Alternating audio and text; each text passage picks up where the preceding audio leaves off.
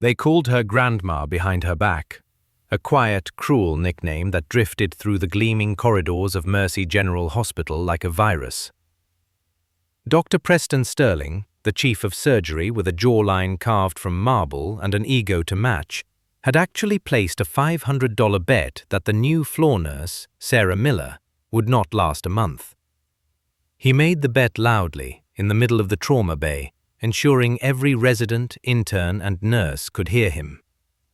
"Look at her," he had said, a smirk playing on his perfect lips as he gestured with a pen towards Sarah, who was meticulously checking the expiration dates on a crash cart. "Hands shake. She moves like she's wading through molasses. We can't have our patients dying because Grandma forgot to read a label." The younger nurses, like Brittany Moore, had giggled nervously, their desire to stay in Dr. Sterling's good graces outweighing their decency. The older ones, like Brenda O'Brien, the formidable charge nurse with arms like a dock worker and a stare that could curdle milk, just sighed and looked away. Brenda had seen 100 Prestons come and go, princelings of medicine propped up by family money and prestigious degrees. She had also seen nurses like Sarah before, though something about this one was different. Sarah Miller never reacted. She just continued her work with a quiet, infuriating dignity.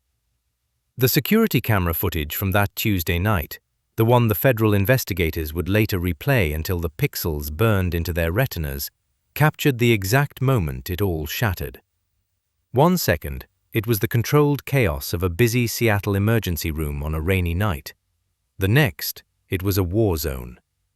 They took her ID badge, her stethoscope, and her dignity, handed her a flimsy cardboard box, and told her she was finished. After 25 years of saving lives in places the world had forgotten, Lieutenant Colonel Sarah Miller, retired, was fired for assaulting a physician.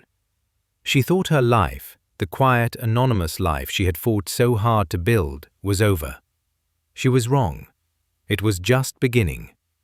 The fluorescent lights of Mercy General hummed with an aggressive, sterile brightness. They reflected off the polished linoleum floors and the stainless steel surfaces, creating a world that felt both hyper-real and completely artificial. For Sarah Miller, it was a far cry from the dust and chaos of Kandahar or the suffocating humidity of a field hospital in the Hindu Kush Mountains. Here, the enemy was not shrapnel or infection, but something far more insidious: irrelevance.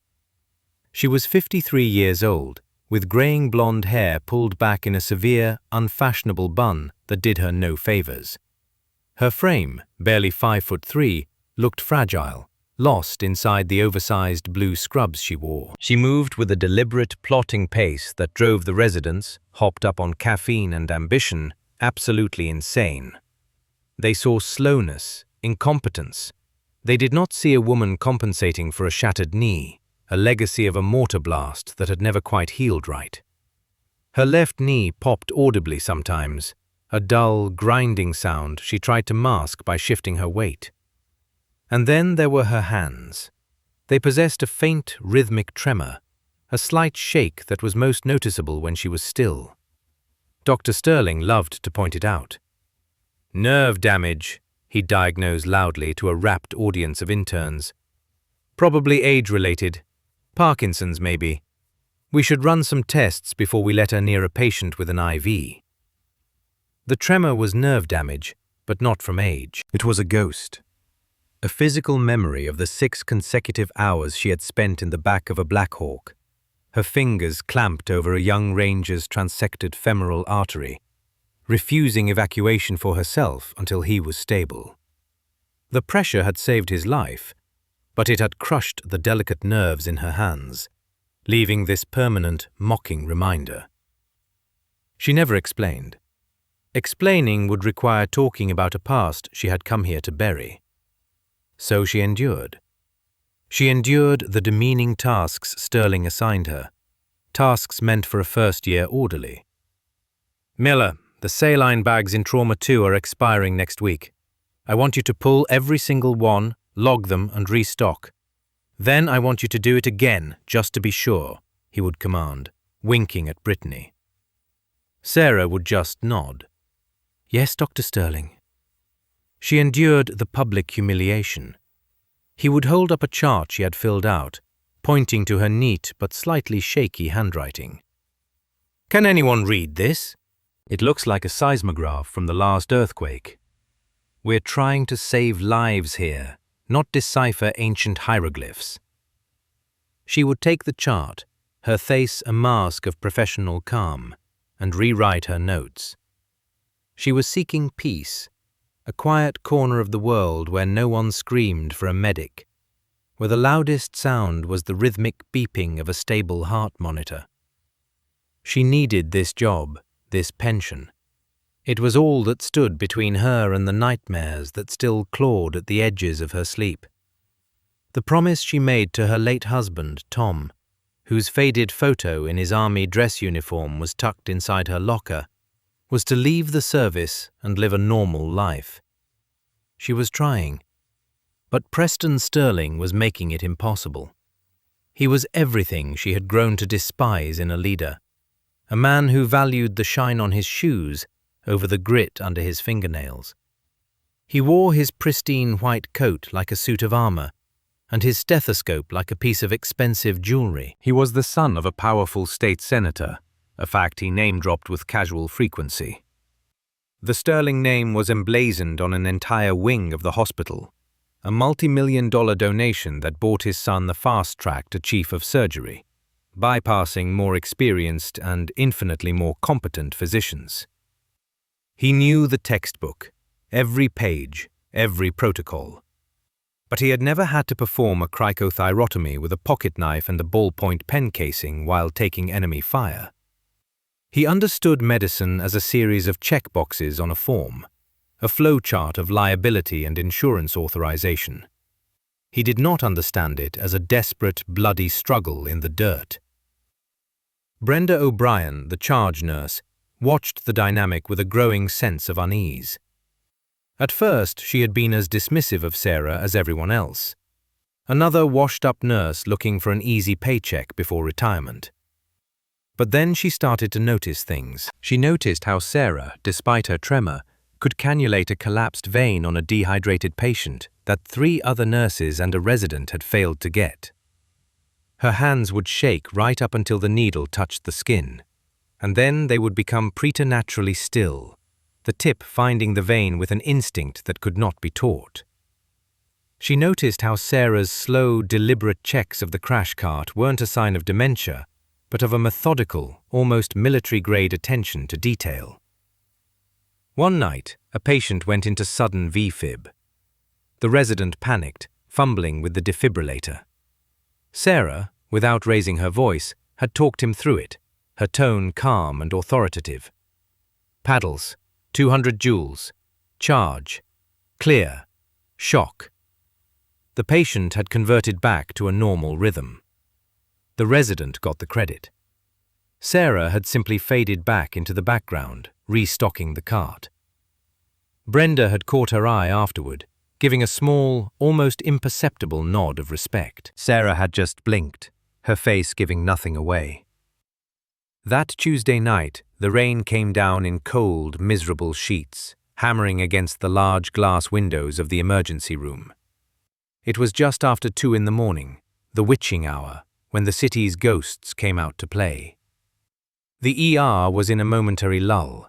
Dr. Sterling was holding court at the nurses' station, regaling a few fawning residents with a story about his weekend sailing trip. He paused, his eyes landing on Sarah, who was quietly wiping down a gurney. The opportunity was too good to pass up. "Miller!" he barked, his voice echoing in the quiet room. Sarah straightened up, turning to face him. "Yes, doctor?" "I just got a call from administration. They're concerned about our supply budget. I want you to go down to the central supply closet in the basement and do a full inventory. Every single bandage, every tongue depressor. I want a complete count, cross-referenced with the last 3 months of usage reports. Have it on my desk by 7. It was a pointless, demeaning task, an insult disguised as an order. It would take her the rest of her shift, and it was a job for a clerk, not a trauma-certified registered nurse. Brenda O'Brien stepped forward. Dr. Sterling, that's ridiculous. I need Sarah on the floor. Sterling's smile was thin and dangerous. Are you questioning my authority, Nurse O'Brien? I'm concerned about hospital resources. Unless you'd like to explain to your union representative why you're advocating for fiscal irresponsibility.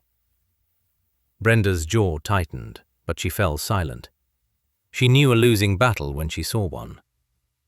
Sarah simply nodded. I'll get the key, Doctor. She turned and walked toward the supply room, her bad knee making a faint clicking sound on the tile. Sterling watched her go, a triumphant smirk on his face. He turned to the others. See? You just have to know how to manage the dead weight.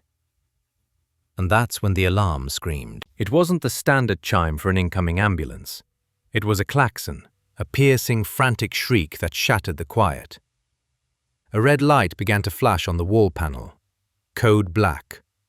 The atmosphere in the emergency room shifted instantly from bored exhaustion to electric tension. ETA 2 minutes, a voice crackled over the intercom. Multiple casualties, military personnel. This is not a drill. Trauma team to the bay, now. Sterling's smirk vanished, replaced by a mask of performative competence. He straightened his white coat. All right, people, you heard them. Let's look alive. I want trauma bays 1, 2, and 3 prepped and ready. Let's go, let's go, let's go. He strode toward the ambulance bay, his residents scrambling behind him like pilot fish. Sarah had stopped, her hand on the doorknob to the supply closet. Code black. Military personnel. A cold dread, familiar and sickening, washed over her. She turned, forgetting the inventory, forgetting Sterling's order, and walked quickly as her knee would allow, back toward the trauma bay. The automatic doors hissed open before any ambulance arrived. 2 men in dark military fatigues and tactical vests swept into the room, their rifles held in a low ready position. Military police. They moved with a fluid, predatory grace that made the hospital security guards look like frightened children. One of them barked at the front desk, "Secure the entrance! No one in or out without our authorization." Then the doors burst open again. It wasn't an ambulance. It was a chaotic swarm of paramedics flanking a gurney that was being pushed at a dead run. 35-year-old male, multiple gunshot wounds to the chest and neck. BP is 60 over palp. Pulse thready at 140. We've pushed 2 liters of saline, but we can't keep up with the bleed, a paramedic screamed, his face pale. On the gurney, a large man lay in a ruin of bloody fatigues and tactical gear. His face was a mask of grey, his lips tinged with blue. An oxygen mask was strapped to his face, but his chest was barely moving. A field dressing was soaked through on his neck, blood pulsing weakly from beneath it. Sterling stepped forward, puffing out his chest. "I'm Dr. Sterling, Chief of Surgery. Bring him to Trauma 1. As they wheeled the gurney past, Sarah saw the insignia on the man's uniform, a Navy SEAL trident, and the rank on his collar. Commander. Her blood ran cold. This was a high-value patient. Something had gone terribly, terribly wrong.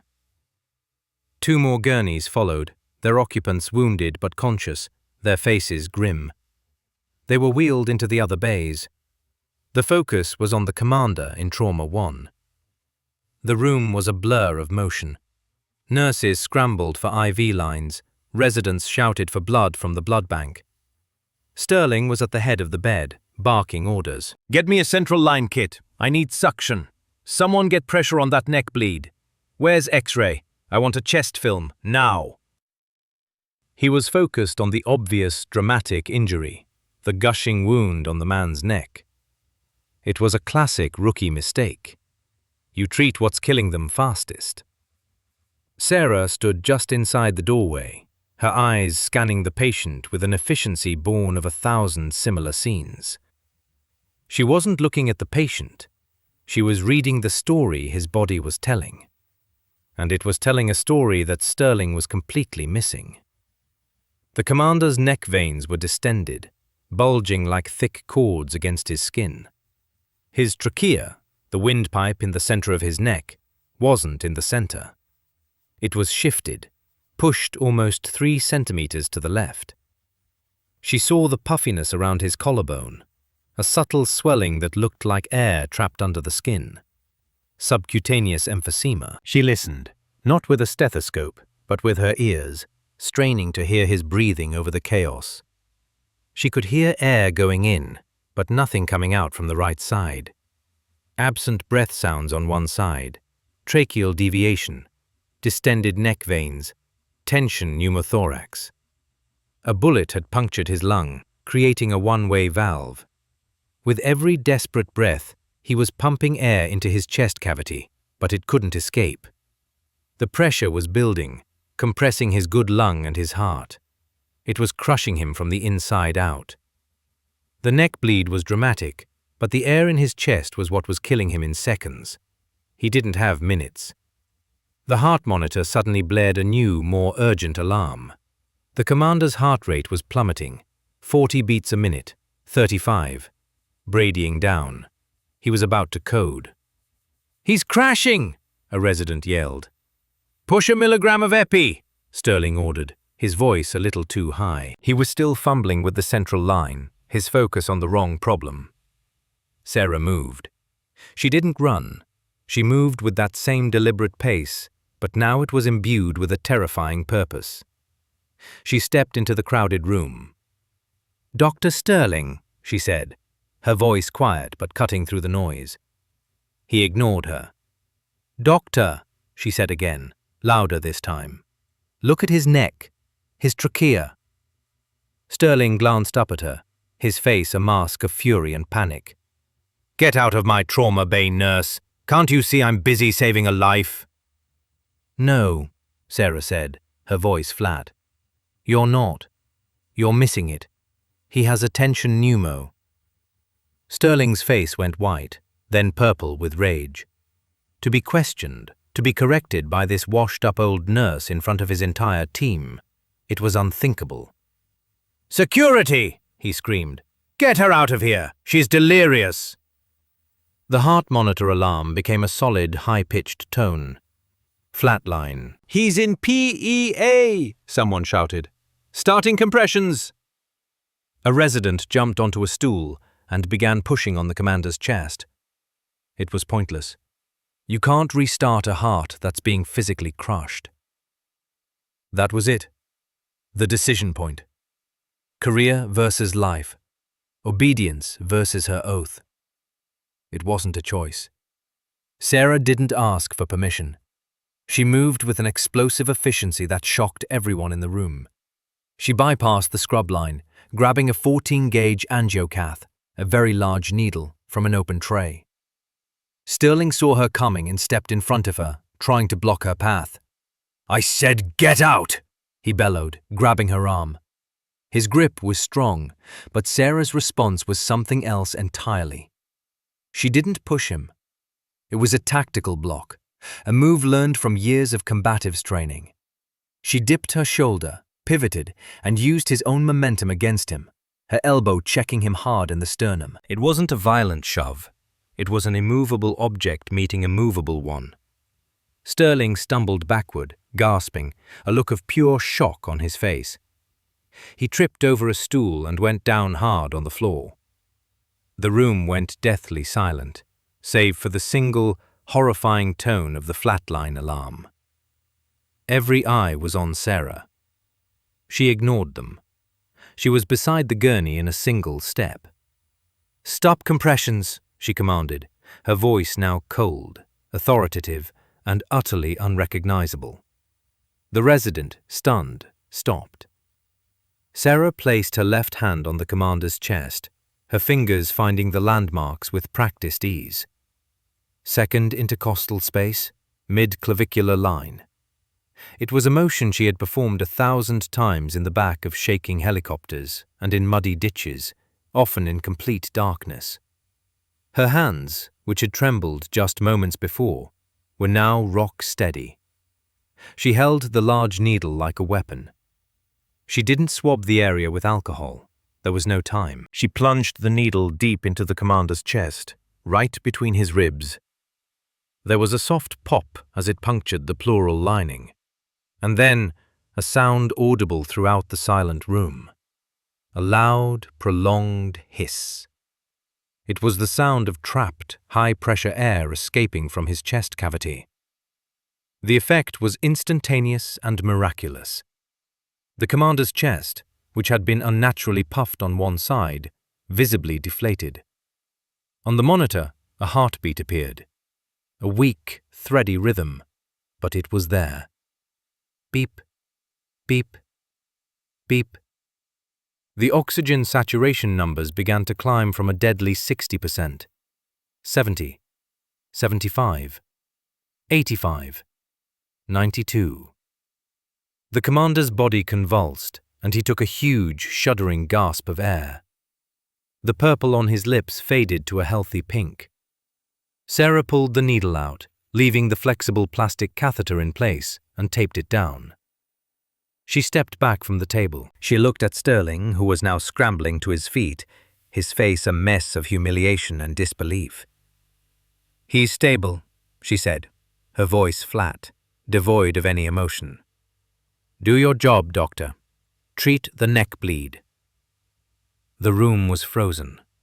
The residents, the nurses, the MPs, they all stared at her as if she had just grown a second head.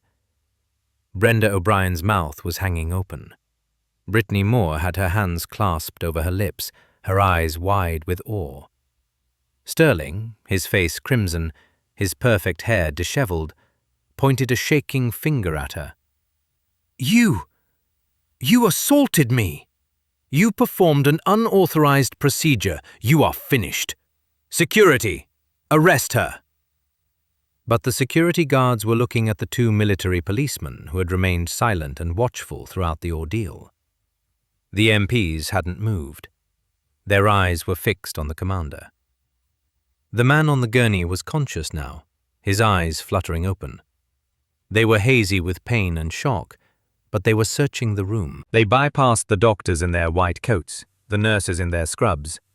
They found Sarah. His eyes locked onto hers. He ignored everyone else. His breath was still ragged, coming in shallow pants through the oxygen mask. He tried to speak, his voice a hoarse, painful rasp, barely a whisper. But the name he spoke echoed through the silent trauma bay like a cannon shot. "Dusty?" Every military person in the room, the MPs, the two other wounded SEALs in the adjacent bays who had been watching, froze. That was a call sign, a name spoken only in certain circles, a name whispered with a mixture of reverence and awe. It was a legend. The commander's bloody hand lifted weakly from the gurney. It was a struggle, but he managed to raise his fingers to his brow in a slow, formal, lingering salute. A salute of absolute, profound respect. Sarah looked at him, and for the first time, a flicker of emotion crossed her face. A deep, bone-weary sadness. She gave him a small, almost imperceptible nod. "At ease, Commander," she said softly. "Let us work." The spell was broken. The medical team, jarred back to reality, swarmed the patient, their actions now guided by a clear path to survival that Sarah had forged. Sterling stood there, impotent and ignored, his authority shattered. He just stared at Sarah, his mind unable to process what had just happened. Who was this woman? What the hell was a Dusty? He didn't know it yet, but his world had just ended, and Sarah's was about to be reborn. 2 hours later, the commander was stable and being prepped for surgery to repair his lung and the neck injury. The other two SEALs were treated for their wounds and were watching over their commander's room like sentinels. The hospital was still on lockdown, controlled by the military. But inside the bubble of the administrative wing, Dr. Preston Sterling was waging a war of his own. He sat in a plush leather chair in the office of the hospital administrator, Harold Pemberton. Pemberton was a man who sweated easily, and right now beads of perspiration were glistening on his bald head. He kept wiping his forehead with a silk handkerchief. Across from them, in a hard-backed chair, sat Sarah Miller. She was alone. "It was a clear case of assault and gross insubordination," Sterling said, his voice dripping with rehearsed victimhood. He had a small bandage on his chest where Sarah's elbow had connected. "She attacked me, unprovoked, in the middle of a critical resuscitation. She then performed a dangerous, unsanctioned procedure that could have killed the patient." Pemberton looked at Sarah, his eyes pleading with her to make this easy. "Miss Miller, Sarah, do you have anything to say to this?" Sarah looked down at her hands, which had resumed their gentle tremor now that the adrenaline was gone. "The patient is stable, isn't he?" she asked, her voice quiet again. "That's not the point," Sterling snapped.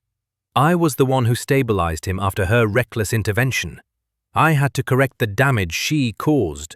She's mentally unstable, a danger to patients and staff."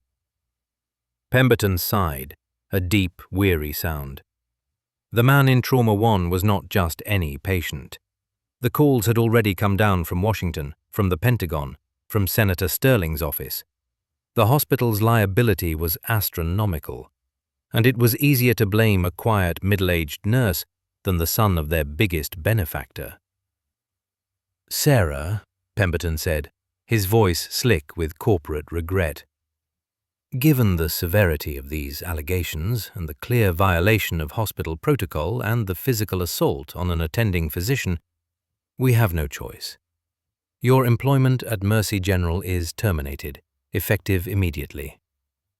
He slid a pre-printed letter across the polished mahogany table. Sarah didn't even look at it. She just nodded.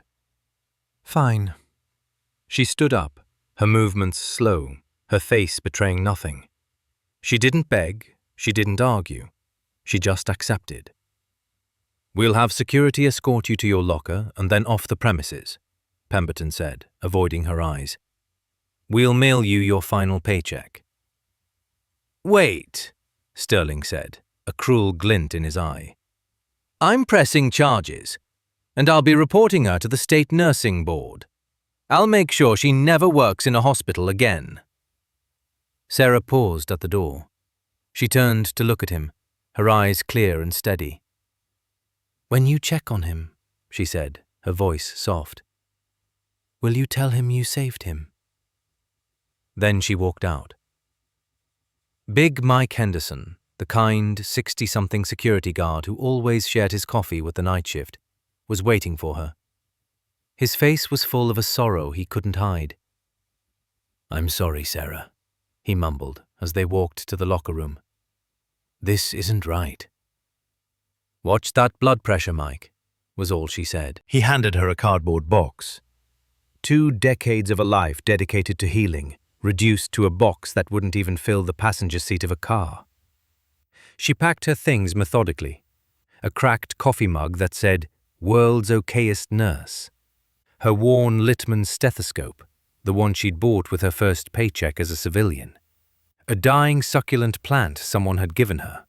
And from the back of the locker, the framed photo of her husband, Tom, smiling in his dress uniform. She clutched it to her chest. Big Mike walked her to the main entrance. The MPs were still there, but they let them pass. The other nurses wouldn't meet her eyes. They knew. They knew it could have been any of them. The automatic doors slid open with a final, indifferent whoosh, revealing the dark, rain-swept Seattle street. "Take care of yourself," Mike said, his voice thick. The doors slid shut behind her, sealing her out. It was over. It wasn't an angry thought, just a heavy, suffocating fact. Her car was in the shop, a repair she couldn't afford. The bus stop was 6 blocks away. Sarah pulled her thin jacket tighter and stepped out into the torrential downpour. The cold rain plastered her hair to her forehead and soaked through her scrubs in seconds. The weight of the cardboard box seemed to grow heavier with each step, its corners getting soggy and soft. She held it carefully, trying to shield Tom's picture from the water. Her bad knee throbbed in a painful rhythm with her footsteps. Headlights from passing cars cut through the gloom, illuminating the sheets of falling rain. She huddled under the flimsy shelter of a bus stop, shivering. Her reflection in the dark glass was a ghost, a tired, old woman, drenched and defeated. This was it, the end of the line. She'd lose her nursing certification. No hospital would ever hire her. She'd end up greeting customers at a grocery store, if she was lucky. All those years, all those lives saved in the dust and the heat, meant nothing here. Here she was just an old, stubborn nurse who didn't know her place. A tear mixed with the rain on her cheek. It was for Tom. She had failed him. She had failed to live the quiet life she'd promised. Then she heard it. A low, deep thrumming. A sound that started as a vibration in the soles of her wet shoes and grew steadily louder. It was a sound that cut through the noise of the city traffic, a sound that belonged to another world. Her world. Thwop, thwop, thwop. The sound of rotors. She looked up, squinting through the rain. Through a break in the low clouds, she saw them. 2 sleek black helicopters, not news choppers or medical transports. They were military. MH-60 Blackhawks, Night Stalkers. The puddles on the street began to ripple. The glass of the bus shelter rattled in its frame. The roar grew deafening, a physical pressure against her chest. Pedestrians on the street scattered, screaming, assuming it was a terrorist attack. Cars slammed on their brakes, their tires screeching on the wet pavement, causing a chain reaction pileup. Down the street, a cordon of black SUVs with government plates screeched to a halt, blocking the entire intersection. Men in dark suits, Secret Service by the look of them, jumped out, speaking into their wrists. The lead Blackhawk descended with impossible precision, its downdraft hitting the street like a hurricane. Umbrellas inverted, trash cans rolled down the sidewalk. It didn't land on a helipad. It landed in the middle of the street, its wheels touching down on the wet asphalt not 50 yards from her bus stop. The side door slid open. Sarah just stared, clutching her soggy box, her mind refusing to comprehend the scene. From the second helicopter, a rope ladder dropped. Soldiers in full combat gear rappelled down, establishing a secure perimeter in seconds. They moved with the lethal efficiency of Delta Force operators. Then, from the lead SUV, a figure emerged. He was an older man, tall and lean, with a face that looked like it was carved from granite. He walked with a cane, a simple black one, but he didn't lean on it. He wielded it. He didn't run from the rain. He walked through it as if it wouldn't dare touch him. On the shoulders of his immaculate dress uniform, 4 silver stars gleamed in the flashing emergency lights. A 4-star general. He was flanked by a wall of suits, but his presence alone filled the entire street. He strode past the police, past the news crews that were already materializing out of nowhere, his eyes scanning the chaos. One of the soldiers pointed. He pointed directly at the bus stop, directly at Sarah. "Target in the rear," the soldier's voice crackled, audible even over the rotors.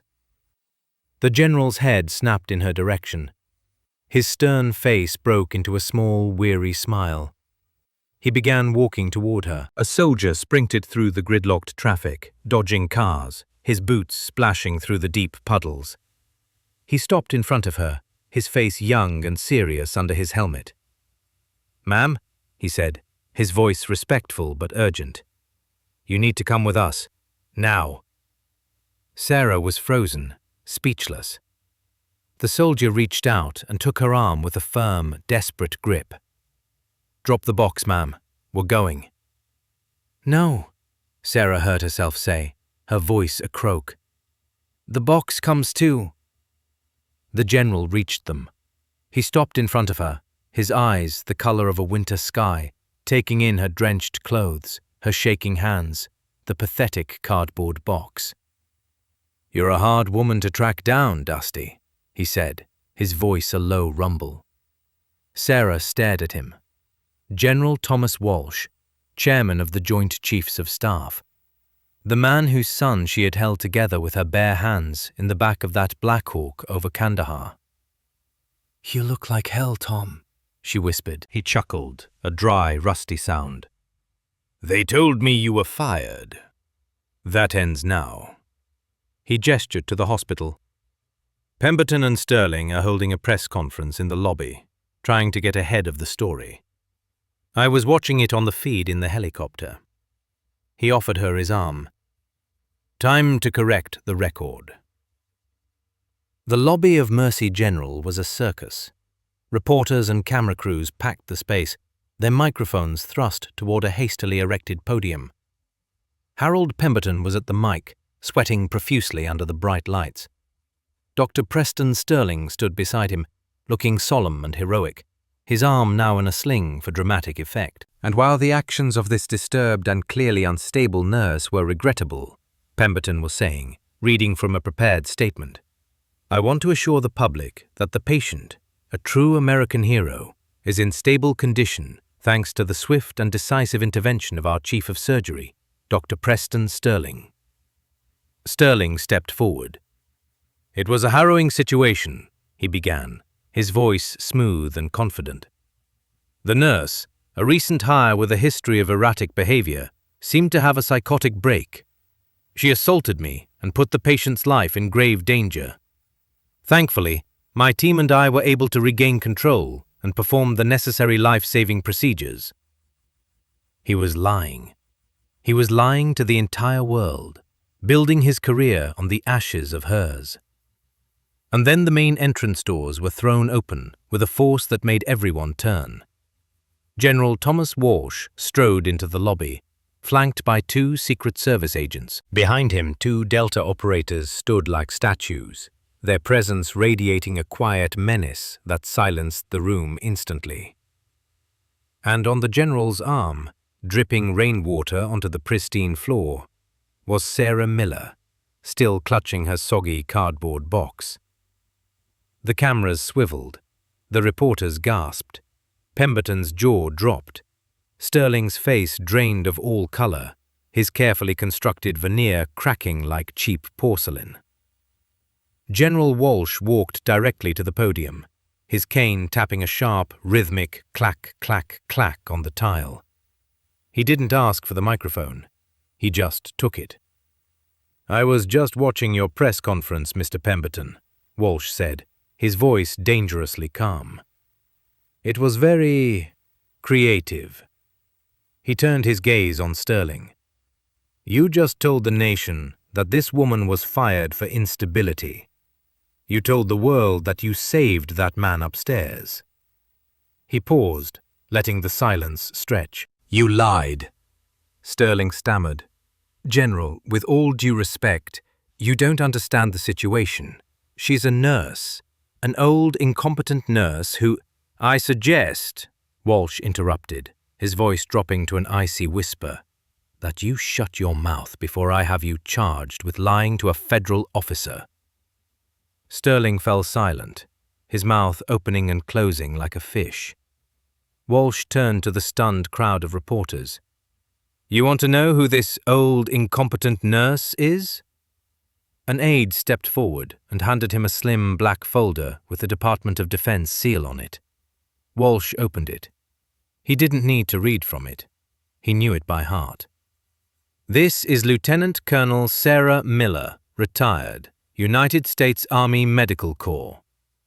A murmur went through the crowd. 7 tours of duty, 3 in Iraq, 4 in Afghanistan. The murmur grew louder. "For 5 years, she was the lead trauma specialist attached to the Joint Special Operations Command. You civilians might know them by other names. Delta Force, SEAL Team 6. The room was now utterly silent. "She is a recipient of the Silver Star, the Bronze Star with Valor, and 2 Purple Hearts." He looked directly at Sterling. "You see that tremor in her hands, Doctor? That's nerve damage she sustained holding a soldier's femoral artery closed for 6 hours after an IED strike. The soldier lived, He was my son. He tapped his own leg with his cane. I was on that helicopter. I took shrapnel to my leg. She saved us both. He looked back at the file. The soldiers she served with had a nickname for her. They called her Dusty, because she was the one they always sent in on the helicopters that went into the dustiest, most dangerous landing zones to pull out the wounded. She has more combat hours than any corpsman in the last 20 years. He closed the folder with a soft snap. The man upstairs, Navy SEAL Commander Michael Thorne. He's alive for one reason. Because a first-year combat medic in a muddy ditch would have spotted that tension pneumothorax. A condition you, the chief of surgery at a major metropolitan hospital, completely missed. He pointed a finger at Sterling. I've reviewed the security footage and the telemetry data from the monitors. When this woman, this hero, attempted to save that man's life, you obstructed her, you assaulted her, and then you had her fired and tried to ruin her life to cover your own incompetence. He turned to the now ashen-faced Harold Pemberton. Mr. Pemberton, your hospital receives millions in federal funding. I've just spoken with the Secretary of Defense and the chairs of 3 congressional committees. A full federal investigation into your hospital's practices, billing, and malpractice history is being opened. Effective immediately. Pemberton looked like he was going to faint. He immediately understood. The ship was sinking, and he had to get off. He turned on Sterling, his voice shaking with a pathetic mixture of fear and rage. Dr. Sterling, effective immediately, your privileges are suspended. The board has voted to terminate your contract pending the outcome of the federal investigation. You are a disgrace. Sterling stood there, his world crumbling around him in real time. The Rolex on his wrist, the expensive suit under his coat, the powerful family name, none of it mattered. They were just props in a play that had suddenly, violently ended. He looked around, desperate, but found no friendly faces. Even Brittany Moore, the young nurse who had laughed at his jokes, was staring at him with open contempt. General Walsh wasn't finished. He turned to Sarah. Colonel Miller, he said, his voice now gentle. On behalf of a grateful nation, we would like to offer you the position of Director of Trauma Training and Protocols for this hospital, with a remit to overhaul their entire emergency response system. You will report directly to a new board, one that the Department of Defense will help appoint. Name your terms. Sarah looked at the general, at the crowd, at the pathetic figure of Preston Sterling. She looked down at the soggy cardboard box in her hands. Then, a figure stepped forward from the back of the crowd. It was Big Mike Henderson, the security guard. He walked right up to the podium, carrying an empty cardboard box. He stopped in front of Preston Sterling. He held out the box. I believe you know the way out, Doctor, Big Mike said, his voice steady and clear for the whole room to hear. Sterling stared at the box, the symbol of his complete and utter humiliation. He stumbled out into the pouring rain, cameras flashing in his face, reporters shouting questions he couldn't answer. He had no umbrella, no car waiting, no powerful father to call. His life was over. 1 year later, the sun shone brightly over Seattle. A crowd had gathered outside Mercy General Hospital. A large banner was draped over the entrance to the emergency wing, waiting to be unveiled. The hospital was different now. The culture of fear was gone, replaced by one of respect. Nurses were empowered to speak up, to question, to act. Patient outcomes had improved by 15%. Sarah Miller stood at the podium. She wasn't wearing scrubs. She was in a simple but elegant dress, her hair styled softly. The tremor in her hands was still there, but she no longer tried to hide it. In the front row, General Thomas Walsh sat smiling. Beside him was Commander Michael Thorne, looking healthy and strong, a faint scar on his neck the only reminder of that night. He called it his badge of honor, The entire hospital staff was there, standing tall. Brenda O'Brien, now Sarah's second-in-command, winked at her. Big Mike Henderson stood proudly in his new uniform as head of security. Sarah stepped up to the microphone. "They say that authority is a title on a door," she began, her voice clear and strong. "But I learned a long time ago that true authority is earned. It's earned through trust. The trust of your patients, the trust of your team. This center," she said, gesturing to the banner, "is not being named after a doctor or a donor. It's being named after a nurse. And that's a promise. It's a promise that here, the patient will always come first. Before ego, before protocol, before the bottom line." She paused, her eyes sweeping over the crowd, landing on a young, nervous nurse in the front, a new hire who reminded Sarah of herself so long ago. "If you ever have to break a rule to save a life," Sarah said, her voice ringing with the conviction of a lifetime, "you do it. And I promise you, I will have your back." With that, she pulled the cord. The banner fell away, revealing the gleaming new letters on the side of the building. The Lieutenant Colonel Sarah Dusty Miller Center for Trauma and Emergency Medicine. The crowd erupted in applause. Sarah Miller, the woman they called Grandma, the woman they had thrown out into the rain, had come home. And she was finally at peace.